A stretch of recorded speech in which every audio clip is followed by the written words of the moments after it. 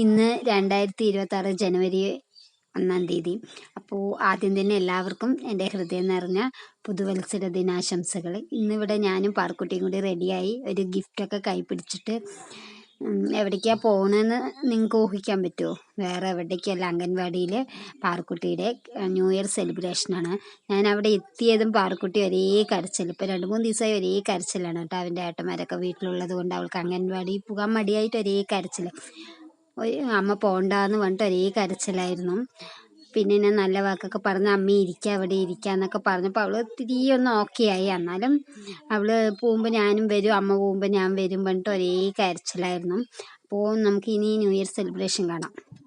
അപ്പോൾ അംഗൻവാടിയിലെ ഒരു കുട്ടിയുടെ അമ്മ തന്നെ കുട്ടികൾക്ക് 2026 പറഞ്ഞിട്ട് ഒരു കണ്ണടയൊക്കെ കൊണ്ടുവന്നു. പിന്നെ ഞങ്ങളെല്ലാ അമ്മമാരും കൂടി ഒരു കേക്ക്, പൈസ പിരിച്ച ഒരു കേക്കും വാങ്ങിയിട്ടോ. ക്രിസ്മസിന് ടീച്ചറിൻ്റെ വകയായിരുന്നു കേക്കും സെലിബ്രേഷനൊക്കെ. അപ്പോൾ ന്യൂ ഇയറിന് അമ്മമാർ ചെയ്യാമെന്ന് വിചാരിച്ചു. ഒരുപാട് സന്തോഷമുള്ള ഒരു ദിവസമായിരുന്നു. ഒരേ തിരക്കായിരുന്നു കേട്ടോ. കുട്ടികൾക്ക് കേക്ക് ഇങ്ങനെ ഫ്രണ്ടിൽ നിൽക്കുമ്പോൾ കേക്ക് മുറിച്ചിട്ട് വേണം കഴിക്കാൻ പറഞ്ഞിട്ട് ഭയങ്കര ഒരു ആകാംക്ഷയായിരുന്നു. കുട്ടികൾക്ക് പൊതുവേ കേക്ക് എന്ന് പറഞ്ഞാൽ ഭയങ്കര ഇഷ്ടമാണല്ലോ. അവർക്ക് സത്യം പറഞ്ഞാൽ ക്ഷമയൊന്നും ഇല്ല കേട്ടോ.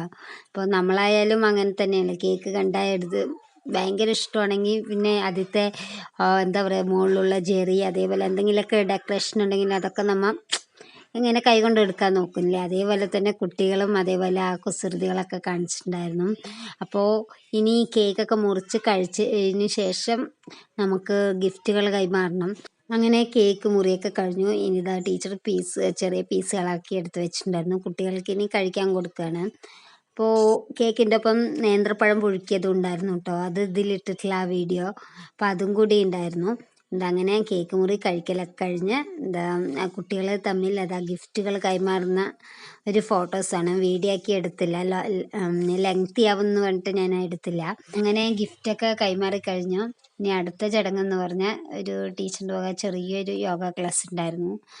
ടീച്ചർ യോഗ ക്ലാസ്സിനും യോഗനെ കുറിച്ചൊക്കെ അറിയാം. അപ്പോൾ ജസ്റ്റ് ഒന്ന് ഞങ്ങൾക്കൊന്ന് കാണിച്ചു തന്നു. ഡെയിലി ചെയ്യേണ്ട കുറച്ച് യോഗകൾ ഞങ്ങൾക്ക് കാണിച്ചു തന്നിട്ടുണ്ടായിരുന്നു കേട്ടോ. അപ്പോൾ എനിക്ക് ചെയ്യാൻ പറ്റിയില്ല, കാരണം പാറു എൻ്റെ ഒക്കെ തന്നെയായിരുന്നു ഞാൻ എടുത്തുകൊണ്ടിരിക്കുന്നത്. അതുകൊണ്ട് യോഗ എനിക്ക് ചെയ്യാൻ പറ്റിയില്ല. ഞാൻ ചുമ്മാ മിണ്ടാതെ നിന്നു കേട്ടോ.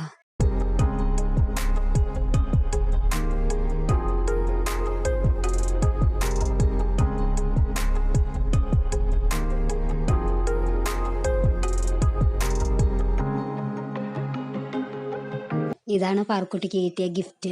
അപ്പോൾ അവൾക്ക് ഒരുപാട് ഇഷ്ടമായിട്ട് അതന്നെ കൈ പിടിച്ചുകൊണ്ടിരിക്കുകയായിരുന്നു. അപ്പോൾ ഇത്രയുള്ള വീഡിയോ ഇഷ്ടമായ ചാനലൊന്ന് എല്ലാവരും ഒന്ന് സപ്പോർട്ട് ചെയ്യുക. അപ്പോൾ ബൈ.